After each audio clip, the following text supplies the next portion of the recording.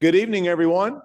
Welcome to the March 11th, 2024 regularly scheduled work session. Tonight, there are 4 items on the agenda. Public comment is allowed that is germane to an agenda item.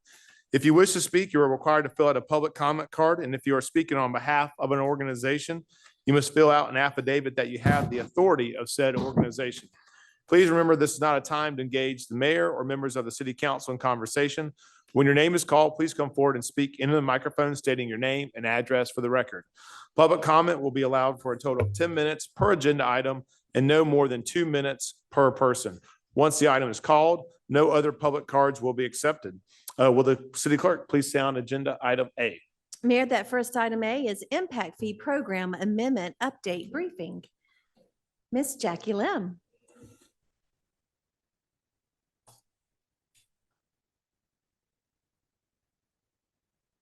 Good evening, Mayor and council members.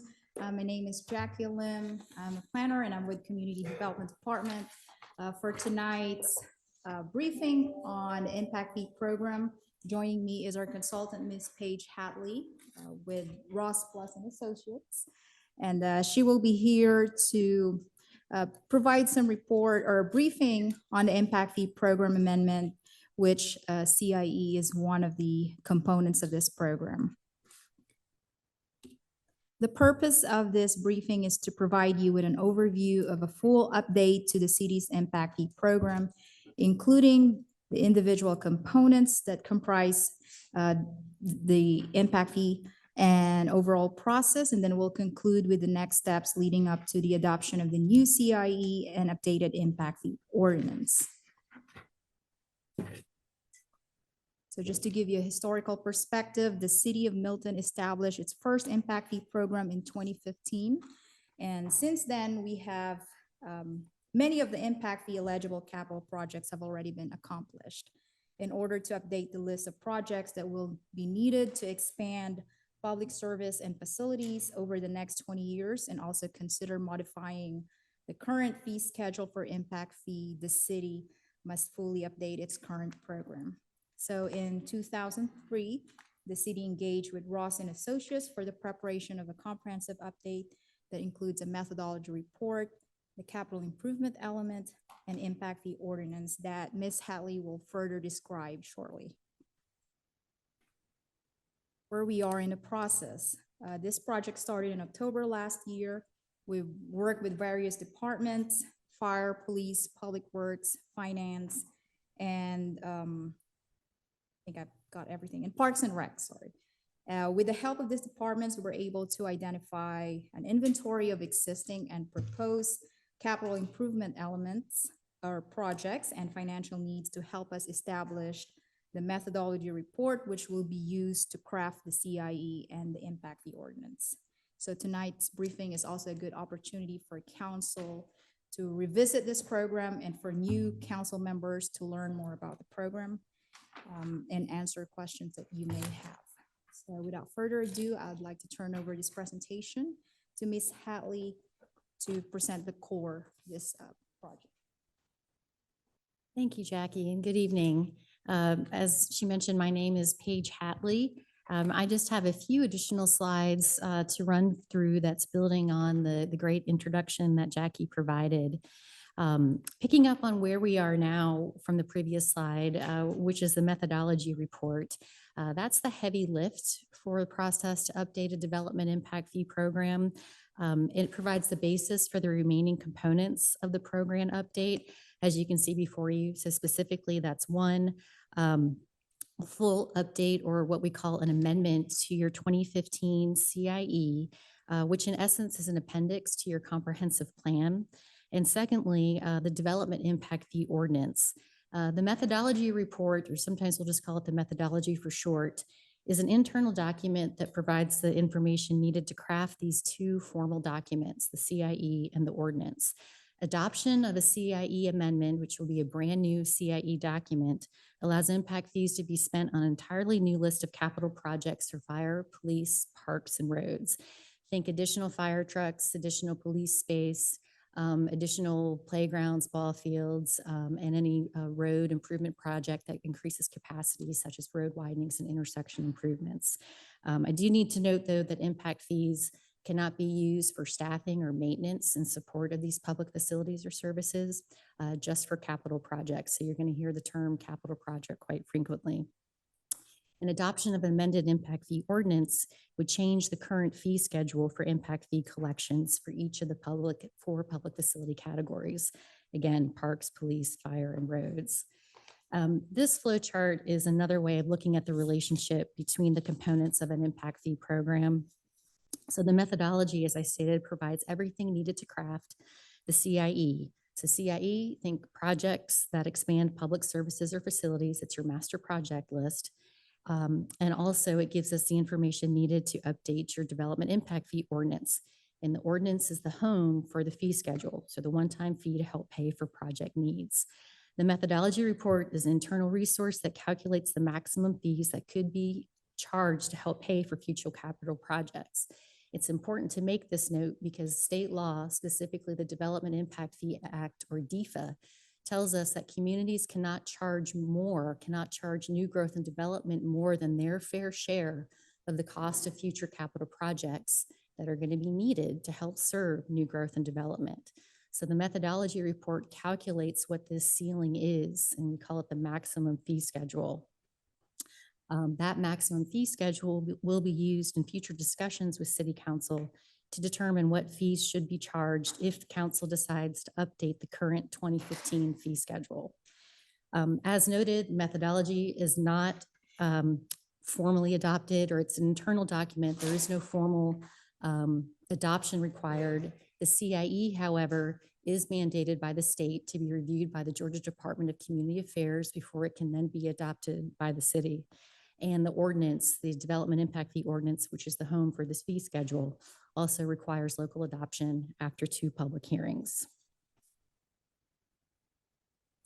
As the largest, most comprehensive component of the impact fee program, the methodology report establishes detailed forecasts that are used in conjunction with adopted plans to help identify projected needs for future capital improvements over the coming decades. And as mentioned, it calculates the maximum fee that could be charged to help pay for expanded police and fire services, recreational amenities, and road improvement projects. The CIE is basically methodology light. It's everything in the methodology report with the exception of any fee calculations or prospective fee schedules. That's not the purview of the Georgia Department of Community Affairs or DCA.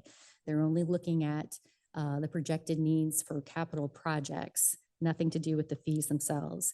DCA does require, however, that a CIE document not only looks ahead long range at capital needs, but they also want to know what near-term improvements are.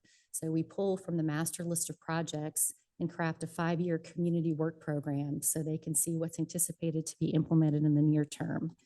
And some examples that you most commonly see for each of the cities for public facility categories, a CWP 5-year work program and the overall master list of impact fee eligible projects in the CIE for parks and recreation. As mentioned before, some examples: additional ball fields, trails, playgrounds, land acquisition for future parks is also eligible, buildings, rec center, for example. For roads, nothing related to maintenance, no pothole or resurfacing projects, but road projects that add capacity to the roadway are eligible. For fire, that's typically additional fire stations, expanded or new fire stations, and additional fire apparatus. And for the police department, that's those projects are typically expressed as additional building space and specialized vehicles. Patrol cars, because they don't typically have a service life of at least 10 years, which is the minimum required for vehicles that can be purchased in an impact fee eligible or an impact fee program, they aren't included. They aren't eligible for funding, but heavy specialized vehicles operated or used by the police department would be. Early summer, and at that point, collected impact fees can be spent on a new list of capital projects. So meanwhile, while the CIE is being reviewed by DCA, that's about a 2-month process. That's typically when we like to come back and reconvene, have an opportunity for a dedicated work session with council to talk about fees themselves.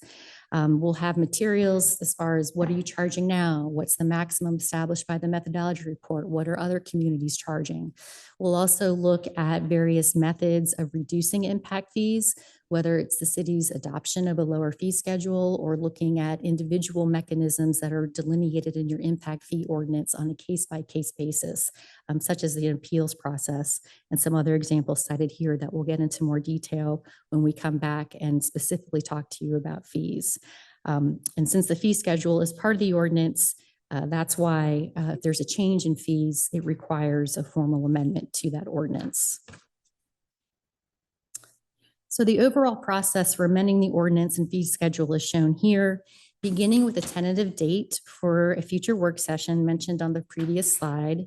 2 public hearings are required in the ordinance adoption process. It should be noted that the CIE has to be adopted before the ordinance. That's part of the state's requirements. So it's recommended that the CIE be adopted as soon as it's approved by DCA, with the ordinance adoption likely to occur later in the summer. So that is a little bit of sort of impact fee 101 process as far as where we are now and moving forward over the coming months. And I'm happy to take any questions. Any questions? Yep. No, Councilmember Kramer? Hey, you said that was 101. I need 100 lesson then. What is the mechanism of the impact fee itself? Is it a tax? What? So it is a one-time fee, not a tax, and it's associated with building permits. That's the trigger. So if there's a building gotcha. permit for new houses, for example, then that's going to be, as I mentioned, the trigger, at which point a fee is assessed based on that dwelling unit. Fee comes in and it's allocated into the 4 buckets: police, fire, roads, and parks. And the same for non-residential uses as well. So we're talking about new development and not for anything that's currently here. So someone putting a building addition or putting an addition on their house that may require a building permit, but a dwelling is a dwelling is a dwelling. That doesn't necessitate an impact fee, for example. Got it. That was helpful. Thank you. And then on your second to last slide, the impact fee schedule for adoption, maximum fees versus current. We don't currently have a fee though, correct? Since 2015, yes, you've had a program in 2015. And so there is that mechanism that's already there for impact fees, part of the cost of doing business currently in the city. And there's a dedicated fee schedule in addition to all other fees that are incumbent on a developer or property owner to be paid. Thank you. Councilmember Cookerly? So thank you. I just have to chuckle. I mean, by any other name, it's still a tax, but question, give me an example of what it could jump to. Like if it doesn't exist at this point, what we might be in the neighborhood of, or if it does exist at this point, what the increase might be. So Jackie, help me out with your current overall fee for a single family home is what's the most common example. So you're looking at like 7,500 something for a single family dwelling. So that's the current fee that's been in place for a single family home since 2015. In the studies that we're working with a lot of communities to update their studies that also have a little bit of age on them. And we're seeing upwards of $9,000, $10,000, $11,000 for a single family home for those communities that really haven't revisited their fee schedule in many, many years. That's because that's factored into, one, we're looking at anticipated growth, look at population, housing, and employment projections. What are the capital facilities needed to serve those folks? And then we're looking at current costs associated with that. And that factors in arriving at a fee. So it could very well, we're looking at probably something higher than your current fee. And you have adopted the maximum fee that was established in 2015. The city elected to go to that ceiling. And so we're going to come back with a similar exercise to say, here's your new maximum with your new raft of projects. And you can go up there, you can't exceed it, you can be less than that, you can charge what you're charging now. You could stick at $7,000 a house. You could go lower, you could go higher. That's where it gets more nuanced and where we kind of come back and say, what do you want to charge? Once we have all those materials for you to review with the methodology and the prospective maximum fee schedule. So is it fair to say this is a fee, just to summarize it, that for any additional person that wants to move into our city, you're going to cause this much strain on our city resources. Therefore, you're going to pay this much so we can afford to bring you into our city. Well, Whether it's it's another parks. funding source to help pay for the demands put on local services as an area continues to grow. Yes. So Same with thing. property taxes, for example, being available for staffing and maintenance and infrastructure, well, impact fee comes in and can help alleviate some of that.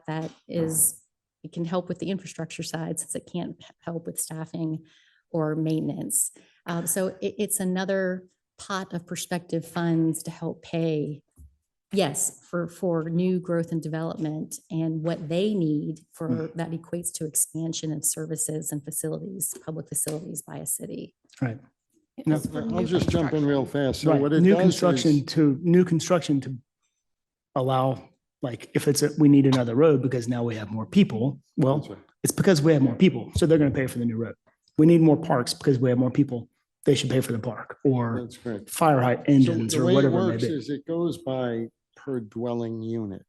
So it doesn't go by house size because the idea is that you have a new family moving in and that family is then utilizing those services. So whether they live in a 20,000 square foot house or a 5,000 square foot house, it's still the impact on the services is the same.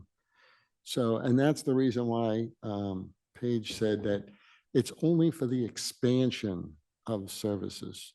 So say you have a fire station, you want to renovate the fire station, that's not an expansion of the fire station.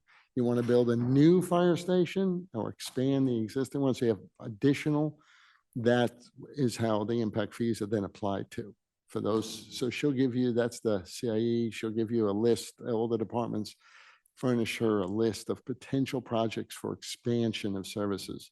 And then it's due with different percentages. So parks gets most of the money.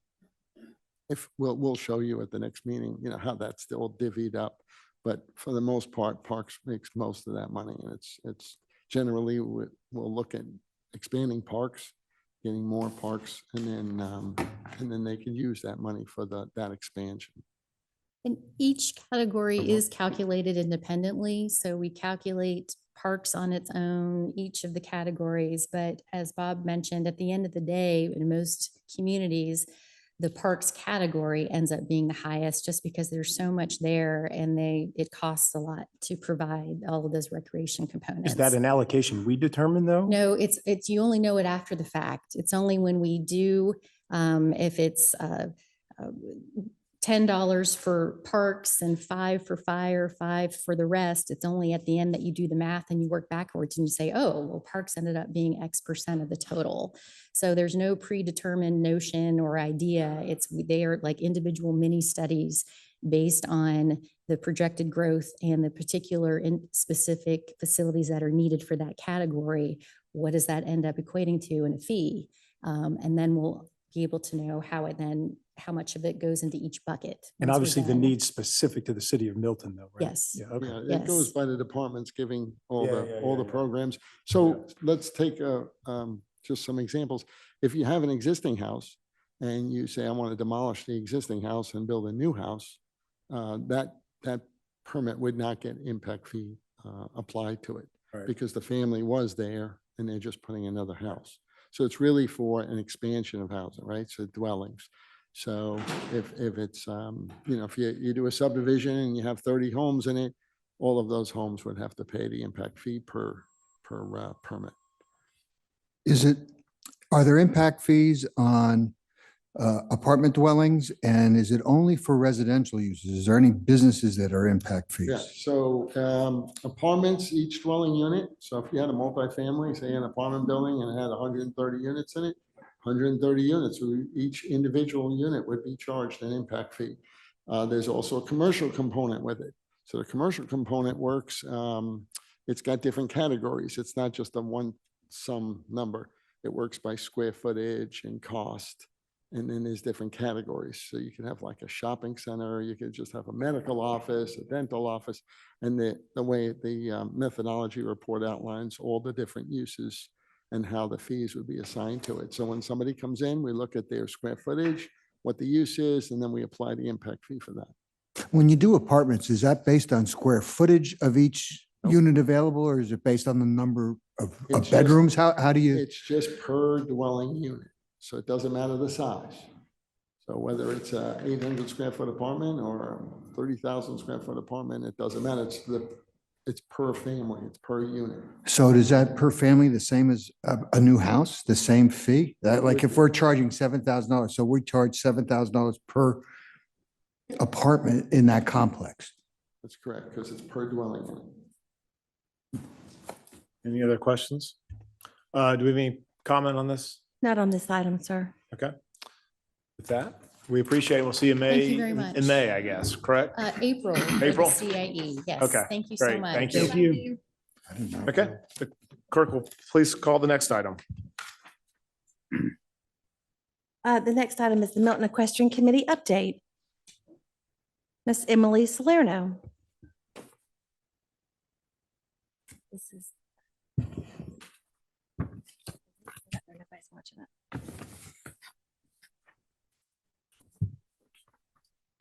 Mayor, let me just have one moment. I just want to make sure we get this restarted. Okay, The internet went out. and Okay, So I want to yep. make sure we Video? recycle. All right, we'll take a 2-minute pause while you get started.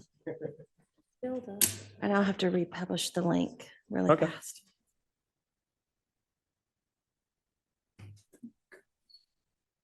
What? You use AT&T? AT&T's been having issues all day. Yeah.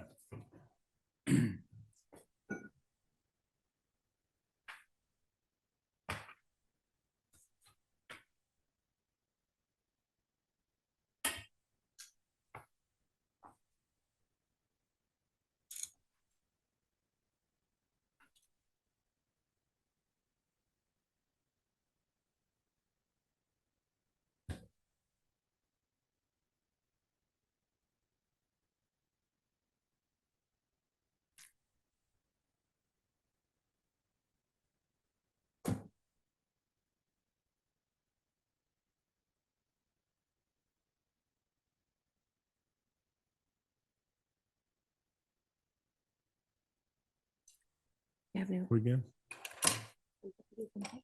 Yeah, but I don't have it. I just need to reconnect it to Unicode.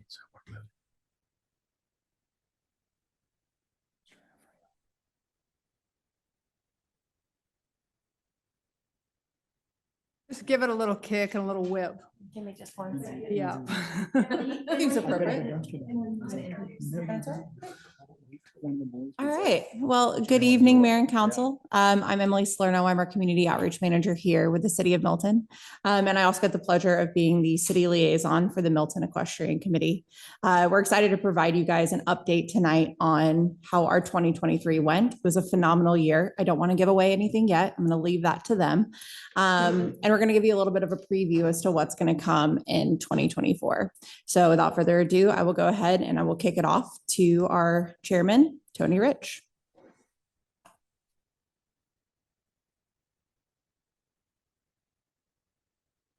All right.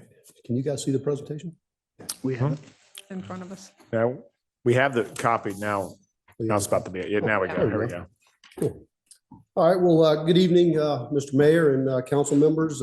First of all, I wanted to say thank you for the opportunity to come present to you all tonight. Every year, we look forward to the opportunity and the chance to come up and really showcase kind of what we accomplished in the past 12 months and also to present to you all our hopes and plans for the current year. You know, tonight I will do my best to keep everybody on track and we will try to be brief and efficient. But at any point during our presentation, we would encourage you all to ask us any questions or stop us if you have anything that you want to delve into any further. So our current 2024 Equestrian Committee is as follows. I am the current chair of the year. I keep looking for a reason to get fired, but so far I am with you all for another year. Carson Seville is our vice chair. Nan Buckner is the secretary. Teresa Jarmus is our new committee member. We're thrilled to have. She just joined us. Mac Plummer is another brand new committee member. We're thrilled to have him. Shannon Regan Quidley and Julie Shannon are also part of our committee. I thought to begin tonight, I'd give a little backdrop, especially for some of our new council members. I thought it would be a great idea to start out by providing an overview of the history of the Milton Equestrian Committee and why this committee was created. In August of 2016, our Milton City Council directed city staff to create an equestrian committee. This slide outlines the language that was included in the resolution to create the Milton Equestrian Committee. And that resolution was signed by our then mayor, Joe Lockwood, in December of 2016. The language that you see in this slide is also included in the bylaws that we use to govern the activities of our committee. I won't read the slide, but some of the key words and phrases that jump out to us are things like enhanced quality of life, advocate for, promote, and encourage or educate on equestrian initiatives. Clearly, our city council thought enough of our farm and equestrian lifestyle to create a specialty committee just to focus on these efforts. The way we run our committees every year organizationally, we have outlined and focused the equestrian committee on 3 main priority areas, and we have created subcommittees internally for each one. The overall format drives every one of our monthly meetings, and it allows our committee members to really focus in on their areas of expertise, but also on their areas of passion and what they really, really enjoy working on. The way we outlined it for this year, we've got an equestrian facility and amenities, creating uniqueness and establishing Milton as a real equestrian community. Julie Shannon leads that subcommittee, and Mac Plummer is also part of that committee. We've got a PR marketing community relations subcommittee, which is more about telling the story, promoting our equestrian lifestyle, and bringing equestrians and non-equestrians in our city together. Nan Buckner leads that, and Teresa Jarmus is also part of that subcommittee. And finally, our third subcommittee, farm ownership challenges and initiatives. That's really around protecting our farms, protecting our rural quality of life, and encouraging not only current landowners to invest in their properties, but also encouraging new people to come in and buy farms in the city of Milton. Carson Seville leads that, and he works with Shannon Regan Quidley on that. As the chair of the committee, I get to present to you kind of some highlights and some things that we were very excited about for last year. In 2019, we had our first Meet the Neighbors event. It was an opportunity to bring the community together, specifically around the equestrian world that we live in. COVID didn't help that, and so we put it on the table after the first meeting, and we were really happy last year that we were able to kick that off again. We held that at the Freemanville Park space up at Freemanville in Birmingham. We had 600 people show up. It was great. The fire department was there. They did their T-layer demonstration. We had the fire corps out there cooking hamburgers and everything, and it really turned out to be a good event. So we were happy about that.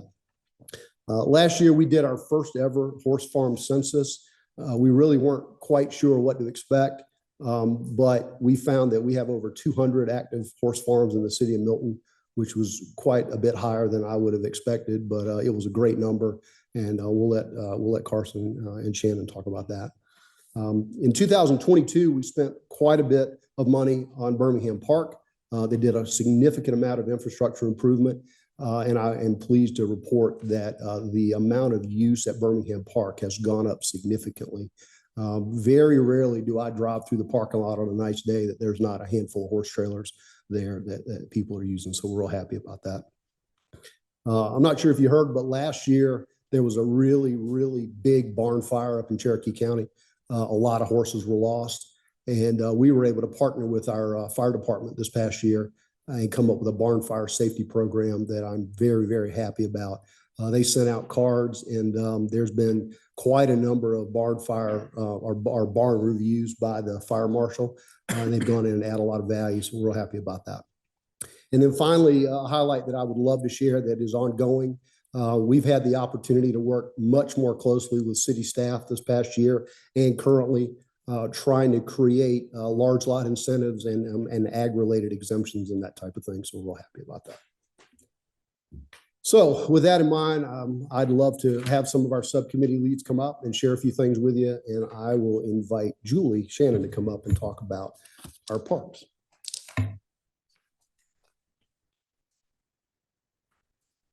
Good evening, Council. I am the lead for the facilities of MEC, and we keep track of Birmingham Park and all of our other preserves.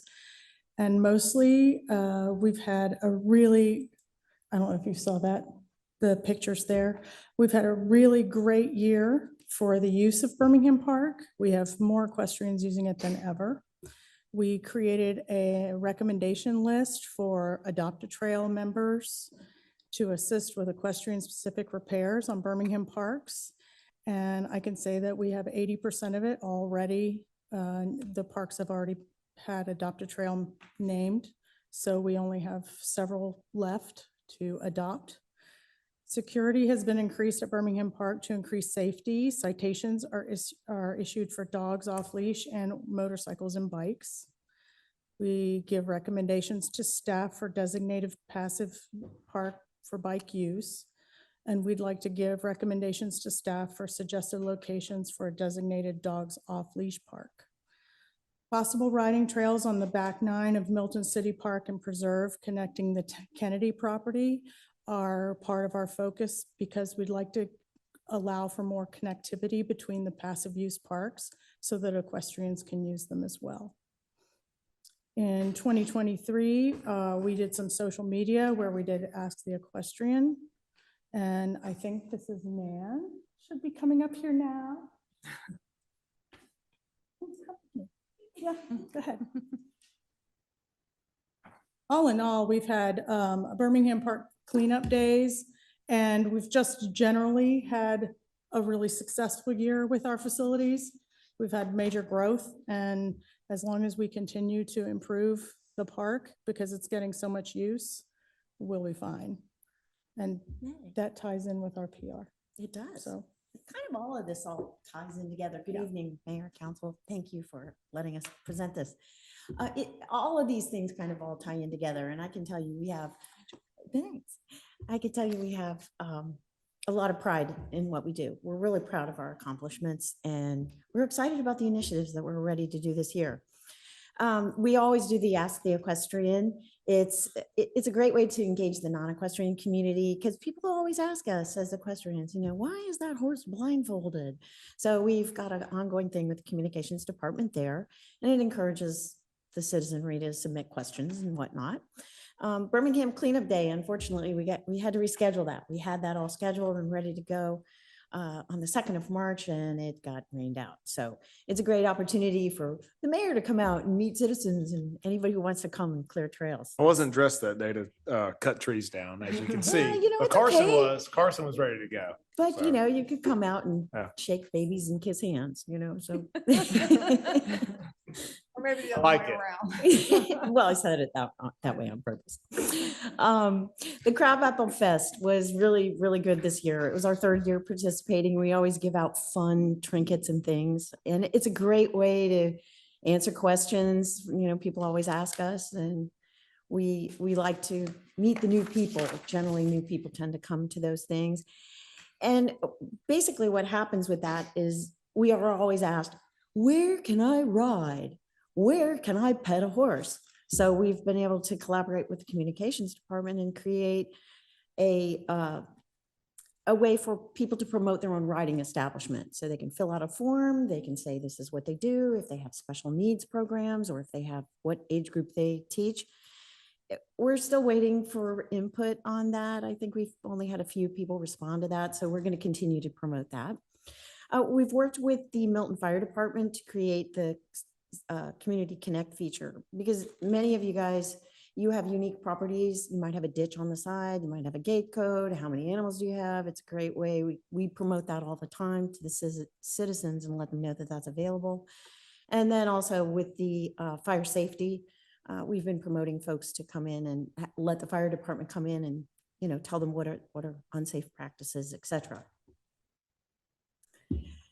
So Meet the Neighbors is like our biggest deal, and we're so proud of what a success it was. We found out that parking is an issue, and we were going to try to, when I go into this year's thing, that's a big deal. But it was great because we were able to utilize that green space that everyone really likes to talk about. And we've had a great attendance. There was a fundraising opportunity. It was funny because last year we couldn't really find a food vendor, and food trucks are expensive. And the Milton first responders stepped right up and they raised some money, and it was great. This year, we're going to schedule more T-layer demonstrations. They're going to be timed, and we're going to try to do it in the middle of the field so that people can see. What happened last year was it was right where you pulled in, and then people went on out to the other, booths and vendors and things, and they kind of missed that. So with that, this year, we decided that it was pretty exciting, and we've created a logo. Emily, thank you. Helped me with that. And we've streamlined vendor applications. So this year, there's not going to be, home improvement people. It'll all be equestrian oriented. So far, at the time of print, we only had 30 vendors. We're at 35, and we said we cut off the application, but we didn't. We're going to continue the collaboration with other city departments. I've made it known that the fire department, police department, anytime they want to come and, lead a horse around, that's available anytime. I'd like to develop with the communications department a road awareness video with more people in Milton now, and, the dreaded horse trailers that go slow. I'd like to help people who get slowed down by horse trailers understand that there's live animals in there. One thing that I forgot, one thing that I did last year, we always talk about fireworks, and fireworks is always a hot button for a lot of people. And instead of just saying, don't do fireworks, we did a video, you guys probably saw it, where I talked to horse owners about how best to prepare. So I don't know where to go with fireworks. That's kind of an ongoing educational thing. It kind of comes up as we go on. We've begun discussions with the communications department about barn of the month. It's been really difficult to have people just submit pictures of barns and don't really know. So what we'd like to do is maybe do some on-site videos. That's kind of in the works. If you have suggestions, let us know. We're going to continue the Ask the Equestrian feature. And more than anything, we really need to promote our 911 service when someone suspects a horse in danger. I think all of us have gotten the random phone call, hey, there's a horse down. And I made the mistake of connecting them with the wrong people. So I'd like to really promote the 911 service for that, because those guys are Johnny on the spot and they got stuff done real quick. Any questions? Or you can just call Sarah Rich and she will wrangle the horse herself with a belt There you back go. into its yard. I heard about that. That's great. So on Meet the Neighbors, how is the parking going to be this year? I remember I took my truck and it was just like in the back. I had no idea the topography was like that back there. Well, I think what we're going to try to do is we're going to try to really stage it so that it's not in that particular area. I think the rain was really not on our side there because it had rained the day before. And I think there were tow trucks that had to come and tow people out. But, that's kind of a thing that happens all the time with horses. We're used to getting stuck in fields with things. So, it wasn't that odd. But I think we're going to have attendants saying, you park here, you park here. It was a great event. I mean, it was a great event. Oh, I mean, good. We're turnout going to was- stage yeah. the vendors too. So the vendors will all have assigned time. So not everybody's showing up at 8 o'clock trying to get in. And I don't think we're going to have as many big vendor trailers as we had last year. So I'd invite you guys to come. It's really a lot of fun. I've tried to make it a little more kid friendly this year. I'll have foot jumps for the kids. We have face painting, balloons. We have a magician coming, and the ever popular cornhole. So I think last year it wasn't as kid friendly as it could have been. So we're going to try to focus on that. Any more? If I could make one recommendation for Please. PR, the one piece of property, probably because people know we own it, but they don't see a lot, or there's a perception that it doesn't get used a whole lot, is that property at Freemanville and Birmingham, Mhm. we own a lot of green space that people don't know the city owns, so they don't know that it's unused. But that one sticks out as being one that in their mind isn't used. And so if there is increased usage of that, I recommend y'all getting with Greg and like showcasing that. Talk about the use of that park. I think it'll that's a help great idea. with the community for them to understand, no, it really does get used and here's how it gets used. Well, and it's hard because people don't schedule the use, they just show up and if you're there and you're lucky to film something, great. But I mean, we could stage something. I have seen more people riding there recently. And I don't doubt that there is. I know when the city is in need of active parks and there's a lot of people frustrated we don't have an active park, but they see that space, Mhm. they go, So I think a little PR effort around the use of it would probably go a long way. I think that's a great idea and I will Awesome. try to see that gets done. Cool. Perfect. Anything else? Thank you, Nan. With that, I'll turn it over to Carson. Thank you.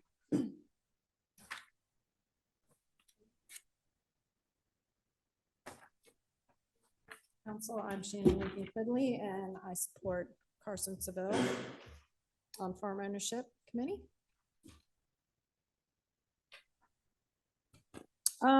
One of the things that we're working on this year, one of our goals is to continue to protect and encourage farm ownership and investment. What we would like to do is to be able to provide residents with guidance prior to them submitting applications to the city. We feel like this may cut back on a lot of confusion, maybe save steps for the city.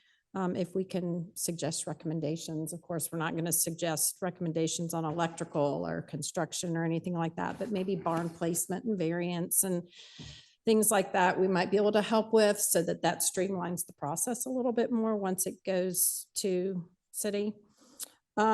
We would like to work, this kind of ties in, work with community development and other city staff by reviewing and offering our input on applications for the new farms that come through. We would just like to work with you guys and have a little bit of input and then get your feedback as well so that we can kind of all work together and be a team on that.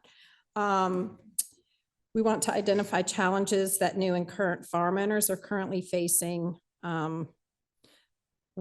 Carson especially talks to a lot of farm owners and new farm owners, and there's some frustration sometimes around the permitting process. And I think there's some confusion about why did this person have to do it and this person didn't have to do it. And I think if we could just educate the public a little bit more, I don't know, we talked about maybe putting a pamphlet together that's kind of layman's terms of what this permit is used for and why you would need this permit and things like that. We're going to continue with the barn fire safety program. We sent a postcard out to all residents this past year. That is the picture that you see on the screen. That went out to all residents in Milton, just kind of outlining and educating them that this actually is something that we offer. I don't think a lot of people know that we offer the fire department to be able to come out and inspect your barn and give suggestions. And look at potential fire hazards that might exist in the barn. And another thing that Carson, you might want to talk about the large lots. Good evening, council. My name is Carson Seville. Thank you, Shannon, for going through that. So the large lot incentives is really us working with community development to incentivize, excuse me, new owners of farms, new people coming into the city to buy larger lots. We're known for that. We have a 1 acre minimum. So if there's a way that we can make this process easy, Shannon and I have both gone through this process of coming in, buying a larger lot, building a house. And so we went through the different hurdles we faced and met with staff several times to simplify that process. The ag exemptions, that's a long road we can go down, and we won't do that tonight, but we've talked with Georgia Department of Ag, all different types of state departments to get their input on that. And we're working with staff on that as well, because that's not a quick fix.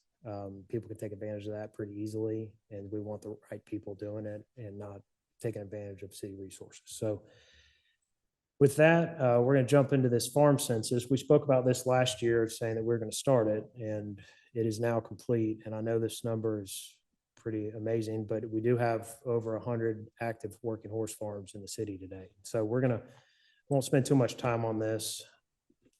But I'm gonna pull up the map. We've got this base built out in layers. So the orange lines are your city limits in Milton. Everybody see this on their screen, okay?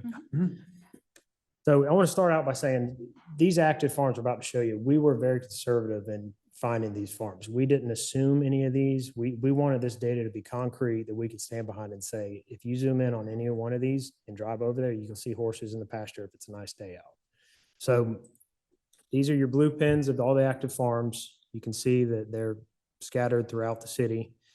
And then one thing we added is a new farms, and these are the yellow ones. So these are built in the past 6 to 12 months. Some are being built as we speak, but these are new owners that came in, bought a property. Mine and Shannon's are on here, as well as several others that are going through the process. And we're communicating with them.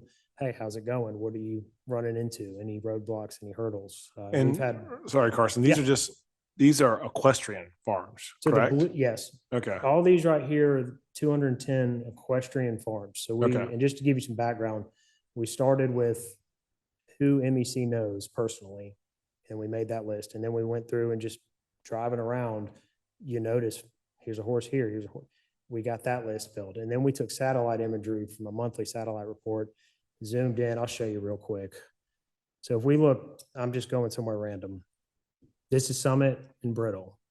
So we'd come in right here. Here's our horse barn. Here's our fencing. There's a horse here and one right here. Jump over, say, to the next one. There's somebody riding in the round pen. That's good stuff, man. You did a lot of work. It's great. It's pretty. Well, this is great, really. We never imagined there'd be more than 100.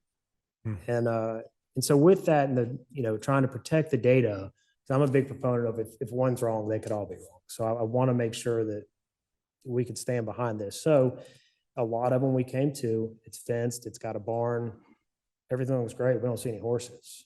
And so we added those as potential farms, and those are your purples. So all the purple pins are, you can move in tomorrow and turn horses out, but as of right now, we have not confirmed if they have horses or not.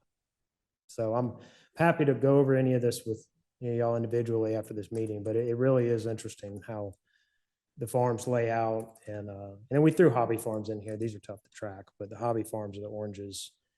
These are just the larger hobby farms, but it's really good stuff. So let me jump back over to our PowerPoint and the last bullet points on here. So we're going to use this map with T-layer. That picture of the horse in the neighborhood right there, we actually got a call that it had gotten out, looked on this map, found the closest farm. Owner met us over there. We were able to get it back home. And we're going to continue to track these farms over the years. So what does this mean for the future Milton farms? I can honestly say that the number one reason Milton's unique is these farms. None of the neighboring cities have anything close to this. And we have to protect these farms and make the right decisions as city leaders down the road. What's this farm map going to look like in 20 years? Because that's really what makes this unique, and the rural character that we have, you can't replace that. And I talk to a lot of people, like Shannon said, farm owners, parents from teams I coach, they all have the same exact response. We moved here because we love the atmosphere. We love the rural lifestyle that you have, but yet it's close to everything. So that wraps up our section. The last thing I'll say, people are coming after these farms. They are. I get calls every day. My neighbors do. People are willing to pay a lot of money for just a piece of these farms. So we can't stop people from selling them, but we can at least make it easy and support the farm owners.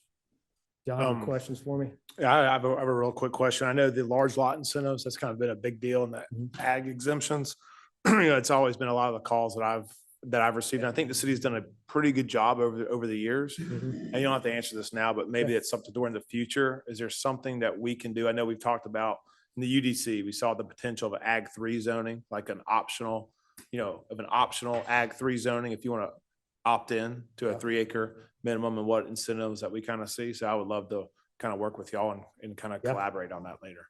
So yeah, we've got some stuff in the works with staff to dive into that a little deeper and see what all we can come up with. But again, it's a double-edged sword.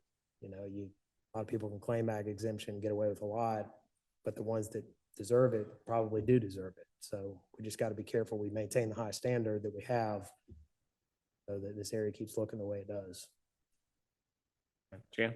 Is there a lot of state regulations that are impacting these local farms? And are there, do we have, I know GMA is out there, but does GMA do anything to help you or to help us in helping local people with their You mean farms? Georgia Municipal Association? Yeah, I think they do anything when it comes to farming. Councilman This- Jacobus, I'm not seeing that as a real legislative initiative by them. I think it goes to the point they were just making. What you see here in Milton is so unique that I don't know that there's a huge appetite to focus on it at the General Assembly.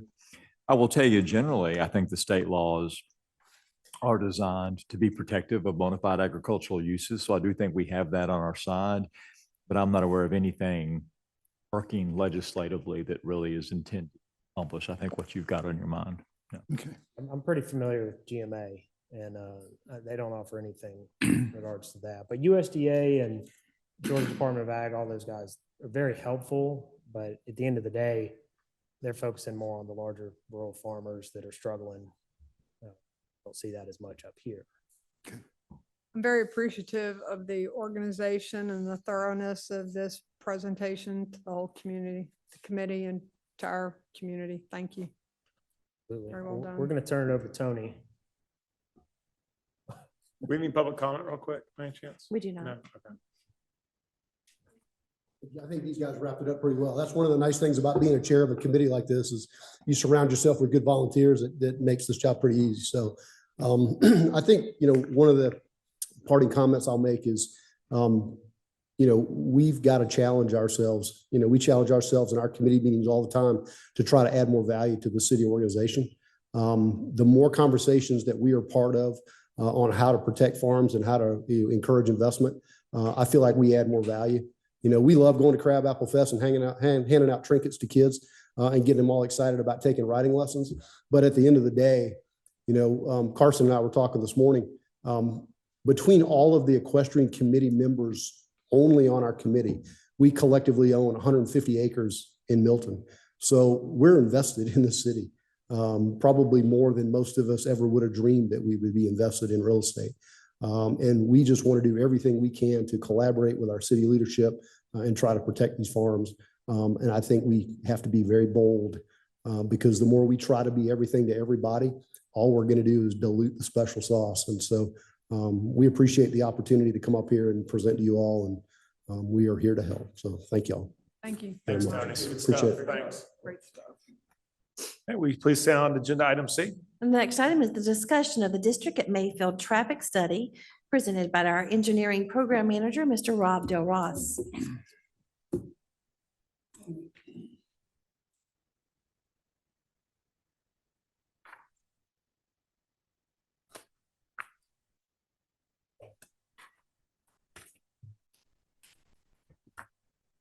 Thanks, Sammy. Good evening, Mayor and council members. Next item is a summary for you on the results of the traffic study that we recently completed on the District of Mayfield. It's been a little while since we've talked about this, so I'm going to refresh your memory on the scope of the district and then go into the traffic study. We'll talk a little bit about the scope and the assumptions we made in that, and then move into the analysis. I'll summarize key findings and recommendations and then into any discussion. What is the District of Mayfield? This was adopted by you back in June of last year. The map you see on the screen is the adopted plan. Brief facts about this graphic, 23 parcels over approximately 19 acres of land. The council moratorium ended in June of last year with the adoption of that plan. And the third bullet is how we describe it on our website, citizen-informed concept plan with text amendments to the Crabapple form-based code to bring in stricter development regulations and conform with the area's unique character. That outline of the district you see in red in the attached map. And then the next graphic is the adopted plan superimposed on the road map, so you can see the scale of the adopted plan and what we're talking about tonight. What did the traffic study look at? So one of the key recommendations out of that plan was a recommendation to close a segment of Mid Broadwell. This is not the first, this is not a new idea. This has been talked about for a very long time. It appeared in multiple documents in the past, but we had never actually done a deep dive into looking at the impacts of just that closure and what would it do on the network. So we recommended at the time the plan was move forward that we would do a traffic study on specifically that closure to understand what those impacts were. That traffic analysis dove into just the closure, and tonight again is a summary of what that entails. The third bullet, traffic studies are generally the same. There's 4 typical steps that go into it. We analyze the existing conditions, so we get a sense of what is traffic out like there today. That's the 2023 existing counts. We typically forecast into the future, so we'll pick a year into the future and we'll assume a relatively small growth per year to get to that point. Think about that as if nothing were to happen, the region would continue to grow, people would continue to move here regardless of whether we're closing with Broadwell or specifically doing any new developments in Milton itself. That's just a general background growth. We estimated that at 1% per year over 10 years. The third bullet, and I'm going to show you a map of this later, there were several parcels in our impact area that, speaking with our community development staff, are very likely to move forward and be constructed in the next 10 years. We wanted to make sure we were accounting for those new developments and the trips that are generated by those. So there's a map associated with that. And then the fourth bullet is the trip generation associated with the build out of this district itself. So the new homes, the new commercial areas in that unit come with trips. Those 4 are summed up and meet our 2033 build analysis. The point of the study then takes that 2033 build analysis. We look at the network with the closure and we look at the network without the closure, and we compare those 2 numbers. We analyzed 8 intersections. I'm going to show you a map of the 8 intersections here in a second. And the intent of this study is to take a look at what the closure would do, as well as satisfy any code required traffic study requirements for any by right developments in this district moving forward. The 8 intersections you see on the screen were the 8 intersections we looked at in this study. The committed developments addresses 4 bullets at the top of the screen and the trip generation of the district itself. We used the uses in the adopted plan. These are all uses allowed by right, single family, commercial, and residential over commercial. We did not assume any rezonings. We did not assume any changes to the plan. The density conforms with what was in the plan itself, roughly 5 building units per acre. Map you see on the screen, those 4 parcels, those are the committed developments that we are confident will be moving forward over the next 10 years, likely much sooner than that. Now we're looking into summarizing what's out there today. So the table on the screen, these are 2023 daily volumes. This is approximately the number of vehicles on those roads in a 24-hour period. It's a little bit easier to see that on a map. So those numbers are right here. Again, rough average day, a number of vehicles per day on those segments in question. This table is a little bit technical, a little bit difficult to understand. So this table represents a level of service at each intersection. So typically when we do traffic studies, we look at the worst case. So we're looking at the AM peak hour, typically around 7 to 8 o'clock in the morning. We're also looking at the PM peak hour, typically around 4 to 5, 4:30 to 5:30. The term level of service is like a report card. If you see an A, the road is an intersection is functioning very well with very low delay. If you start seeing D's, E's, and F's, that's where delay is increasing to the point where typically from a staff perspective, if we're seeing E's and F's, that's usually the time we start thinking about programming a future capital project. So of the 8 intersections, again, this is what's out there today with no changes. There are lots of A's, B's, and C's on this graph, which is a good thing. Intersection 1, we see some Ds, but that's going back to the map. I can show you. Intersection 1 is right here. That delay is a function of the side street basically waiting to get a gap on the main line. That's one of those types of conditions that's accepted and not something that we would necessarily program a project immediately to fix. That would likely not have the volumes to generate, let's say, a traffic signal. Intersections 2 through 6 are running relatively well. Intersection 7 is also operating relatively well. Intersection 8 is the three-way intersection just over the city limits in Alpharetta. So intersection 8 is here. This is not a Milton intersection, but it is very close to our city limits. The side street going south on Charlotte is stop controlled, and the main line mid-Broadwell is free flowing. That level of delay, again, represents you're traveling northbound, you stop at the stop sign and you're waiting for a gap either to turn left or to turn right.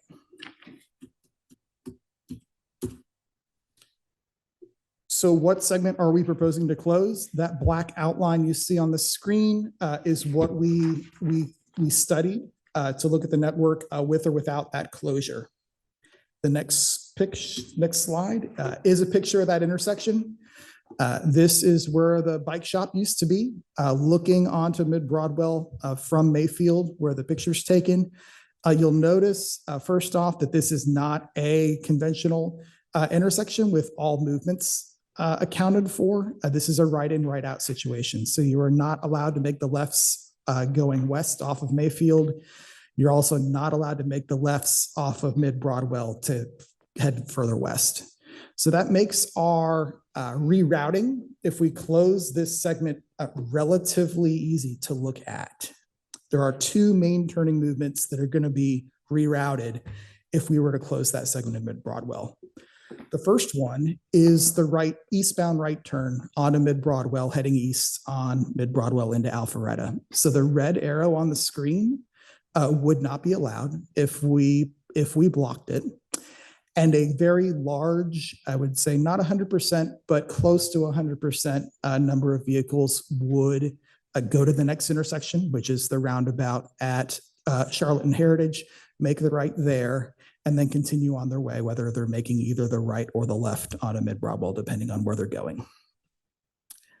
Conversely, the opposite turn, making the right off of mid-Broadwell, if that were to be blocked, we would expect a large portion of the drivers making the right early onto Charlotte itself, traveling north, then either making the left or the right onto Mayfield, depending on how they're going to go.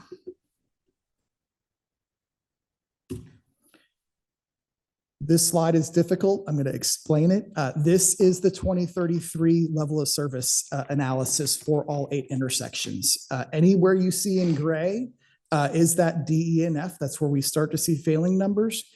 And what I'm going to show you on the next slide, it's important to look not necessarily at whether the intersection is failing, but to look at whether it's failing because of the closure or whether it's failing in any situation, just based on where it's located, based on just average background growth. For example, intersection 1, you see E's and F's across the board.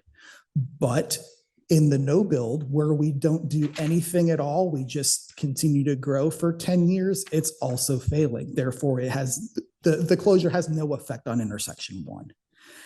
As you scroll down the page, you'll notice intersections 6, 7, and 8 are the ones that start boiling up as far as they're operating relatively well in the no build situation, but they start having problems when we look at the closure, which is the build infrastructure middle column.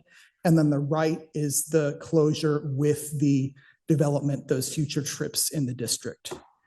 Hey, Rob. Yes. Oh, I might be jumping. On number 1, have y'all thought about closing that intersection, that Itasca Walk one? Y'all thought about that one?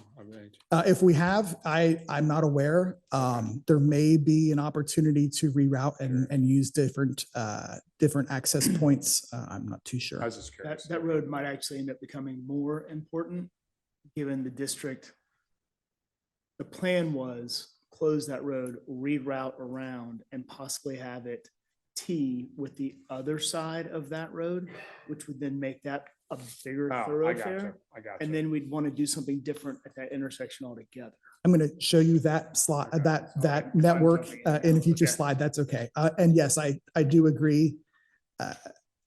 There are options as far as the road network in that district of Mayfield and then how it's created and where it lands and where new intersections are being. And yes, if something were to line up in Itasca, we would expect those numbers to go up, if anything.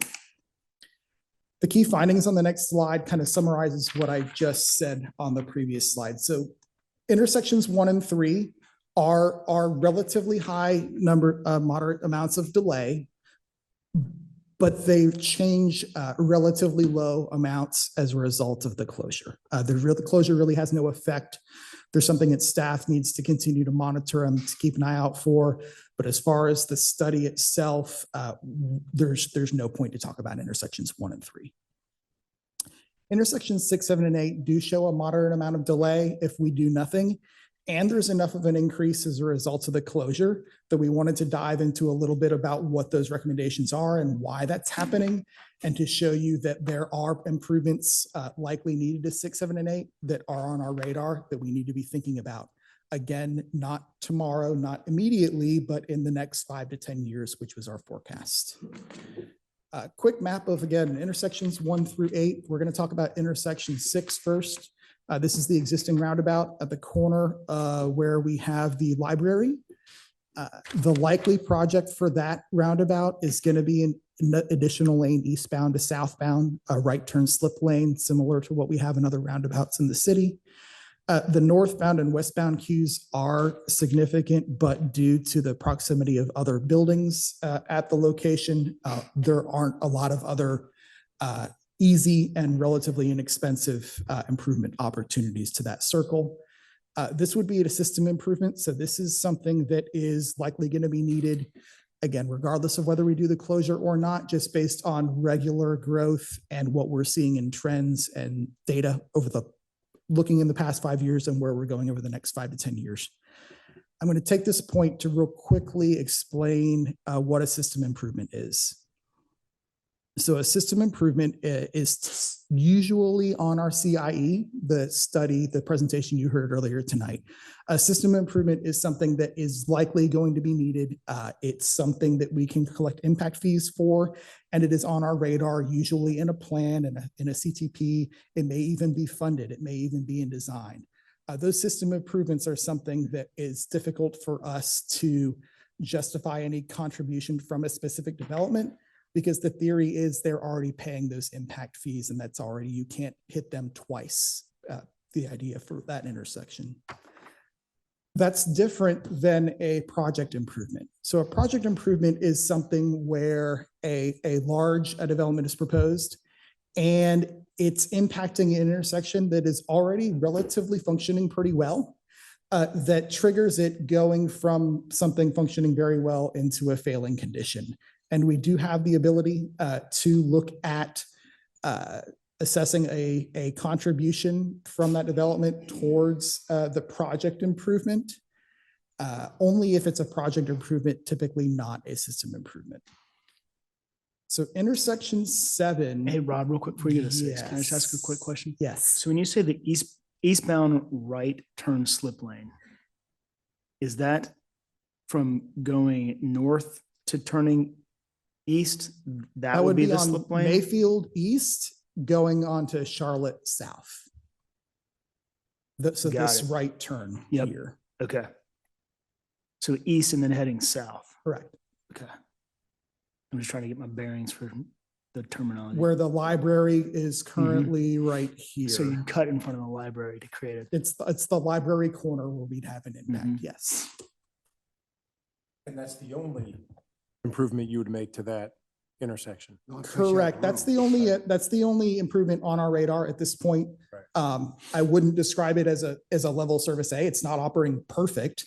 But given the proximity of other buildings and other features on other corners, that would make a slip lane on that corner significantly expensive. From a staff perspective, the only opportunity we really have to do anything to improve it is that east to south. And Rob, right when you turn. mean, when you mean slip lane, that's kind of what's in front of Six Bridges. Is that a slip lane?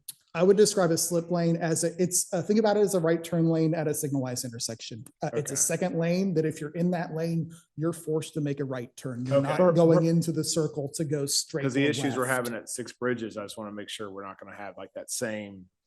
The It's more, issues at it's more Six- Birmingham to Heritage. Coming south on Birmingham, Correct. that right on That right Heritage, turn onto Heritage. that's a Uh-huh. slip lane, right? Yes. Okay. The issues for Six Bridges are because we have two through lanes going through the circle. We're not talking about that here. Okay, great. Intersection 7, we are looking at as a potential project improvement. So this, again, is an intersection functioning relatively well, that with the closure and with the additional trips created by the district, is popping onto Sarah's eyes radar as a potential capital project in the future. Again, in the future, 5 to 10 years off. What would that project be at intersection 7? From our perspective, likely a small roundabout, either a small one-lane roundabout or even a mini roundabout. Looking at volumes at that intersection, if you're familiar with if you can see my cursor, with the house on this corner, that property is significantly lower than the road, which makes any type of improvement there very challenging and very expensive. It limits the amount of footprint that we can really do much of anything, which is why we're gearing towards probably a roundabout, definitely on the smaller side. Intersection 8 is also popping up on our radar, but intersection 8 is not Milton's responsibility. This is something that we can continue coordinating with our friends in Alpharetta Public Works, and perhaps in future planning efforts, there may be an opportunity to do many roundabouts at both intersection 7 and intersection 8 that would function as a pair. One more recommendation from staff. This is Councilmember Henny's question from before. We do think as the district is built out that it's important that we look at our road network to potentially alleviate some of those additional demands that are put on intersection 6 and intersection 7. And what I mean by that is the dashed dark blue line here and the red line here that would allow a small amount of traffic, 5%, 10%, 15%, to not all be diverted onto Charlotte, but to slowly travel through the district, take a little bit more circuitous route, but it would be allowed, and it would be something that you would choose based on traffic conditions of the day, whether you'd continue up mid-Broadwell, make the left turn, and then end up on Broadwell and go north, or onto Mayfield going east to west. Real quick, as I know we had kicked around this idea back in District of Mayfield Planning, the red line that is heading southwest that then drops out onto Broadwell. At one point, we talked about carrying it farther down to make so that it would cut behind the house that you can barely see, that's in the grayed out area that's on Broadwell. Right here. Yeah, go to the, yep. So bringing the road down so it would come behind where that house is, it's right there, and then tie into that road. That road then connects over to Itasca, and that would create like almost like a triangle. It's a square, but northeast wise, it'd be a triangle of a traffic pattern, right? Absolutely line up and be a deal from a mobility and transportation perspective.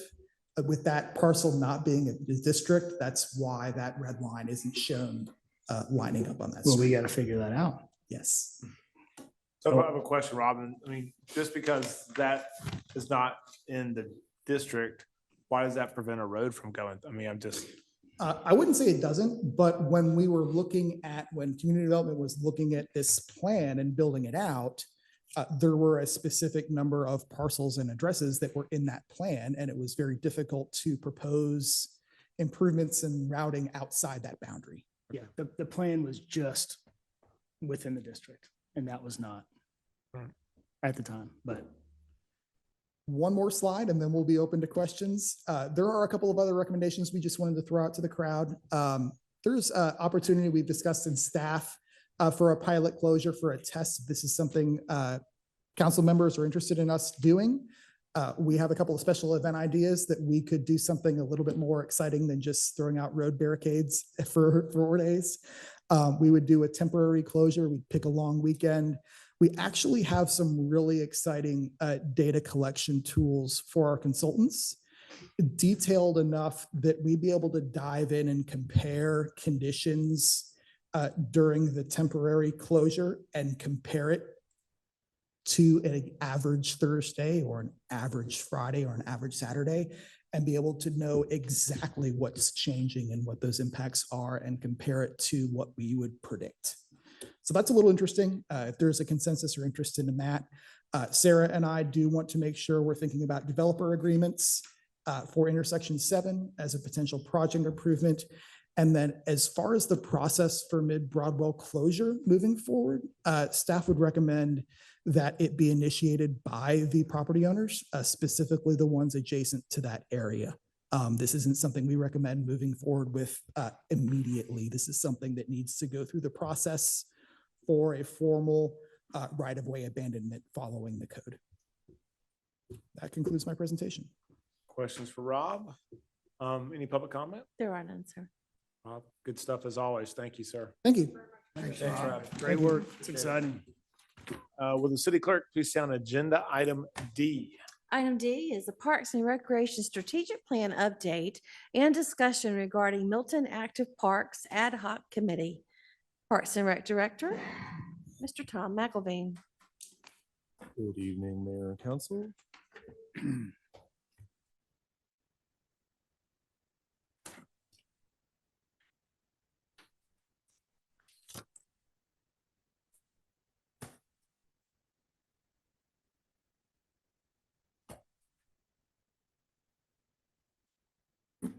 All right. Good evening, Mayor and Council. What I have prepared for you this evening is our second presentation outlining the progress staff has made on the Parks and Recreation items identified within the strategic and comprehensive plans. First, I'd like to start off on a high level. As you can see, we have 22 Parks and Recreation projects identified in the plans. Of those 22 projects, 19 of them have been completed or are considered operational. I will show a list of those completed projects in just a moment. We have 3 projects tracking on schedule that we're currently working through, and later in this presentation, I'll provide some detailed updates on them. Here's the completed list of all of our projects identified in the plans that are done. I don't want to spend too much time on this slide, as some of the projects listed here were completed in years prior. I will go into some more notable and recently completed projects momentarily, but showing this list will hopefully show the progress that we've made in totality. Shown here are some more of our recently completed projects that staff has worked through in the past 6 to 10 months. Working closely with GIS, we successfully gathered the data showing how many residents live near our parks. For example, you can now share that over 4,000 people live within a half mile of Freedom Park. We've also implemented new and improved wayfinding signage at our parks containing trails, notably Birmingham Park. We've got more signage marking the trail you're on to help our visitors navigate our parks. We've also completely updated the trail and park map at Birmingham Park, as trails and the new parking have been added. Staying on the subject of trails, the department has successfully launched an Adopt a Trail program. This program, in just a few short months, already has now 90% of the available trails adopted. We just had another one adopted recently. That's 14 out of 15. We have scouts, neighborhood HOAs, city boards and committees, and even city employees adopting our trails. This program requires regular inspections, giving staff valuable feedback. Bringing even more value, some of the volunteers are looking to do moderate improvements to the trails as well. Our community has clearly reached out the opportunity to explore and improve our parks. Lastly, we're continually tracking the number of not just environmental signage and kiosks, but many other assets that we have in our parks and preserves as well.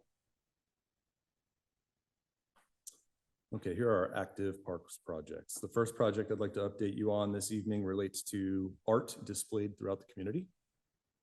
There are 2 projects identified here, with one relating to art and green spaces and the other one pertaining to art in the parks and facilities.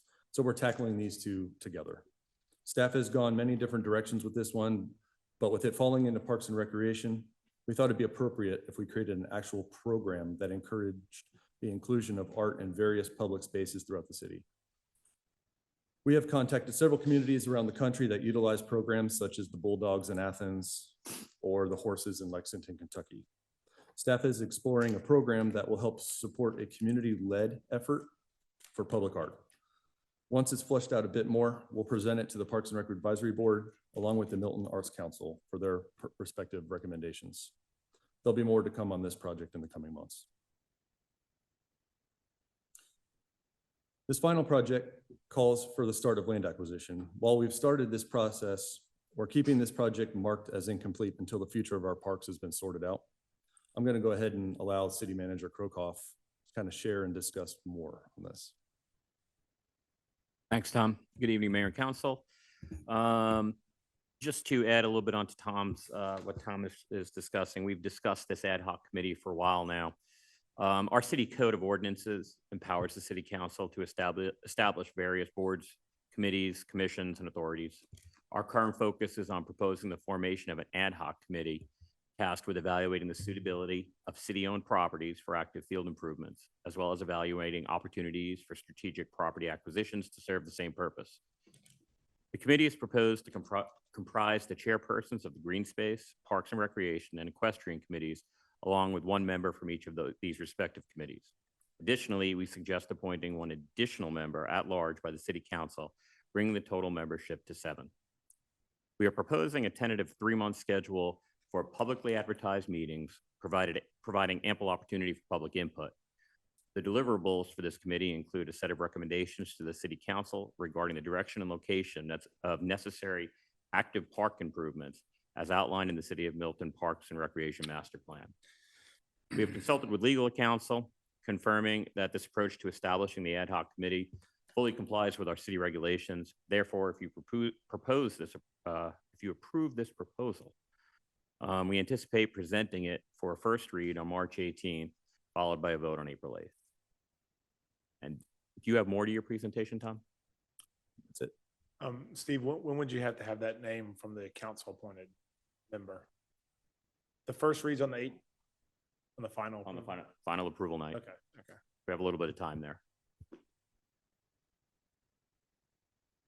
And I open it up to Yep, we're ready for questions, questions, comments. The one member at large, that's anyone from the community that we all agree would be a good representative of the community? That's correct. Just has to be a city resident, I believe, over the age of 18. Okay, cool. And what's the timeline on this? I mean, what's your goal, I guess? My goal is 3 months. I've set a tentative schedule for 3 monthly meetings. I'm hoping to be able to accomplish our task in that time. If not, we're going to establish this via ordinance. I'll include some additional time so we don't have to change the ordinance in it, but my goal is to get this done in 3 consecutive months. So if you approve this on the 8th, I'd like to have our first meeting in April. I've already have confirmation from the board chairs and the respective members. I just need the name of the ad hoc member. And we plan to hit the ground running should the council decide to approve this right after that. If we add another property in our inventory prior to that, that's part of the committee process. We grab something, we'll throw it with them and they can use that as they wish. That is correct. They'll be looking at strategic opportunities for property acquisition as we present them to them. Okay, so it'd be current land assets as well as Potential future. potential future or newly acquired land. All of that is correct, yes. Good. Yeah, I think as council thinks about a name, I think what would be beneficial from my perspective is someone who really doesn't have a strong opinion on where the park goes, just on a broad, high level, picture that would represent the community well. Yeah, name. Okay. So how do you want us to get these names to you? What's the best way? I don't know what we've done in the past. I don't know. I'll handle it similar to the way somewhat in the way we handled our Green Space Committee, which is a similarly formed committee. Okay. I'll look for recommendations and hopefully I can get 7 to coalesce around one. And then you'll officially vote on that the night of the passage of this. Okay. you'll be voting on it basically as a slate. Okay. got it. Sounds good. Any public comment on this? We do, Mayor. Okay. If we don't have any questions real quick for Tom, I'll call for public comment. Christy Hayes, oh, I'm sorry, did you want to speak, Mayor? No. Christy public Hayes, comment's you good. can come to the podium.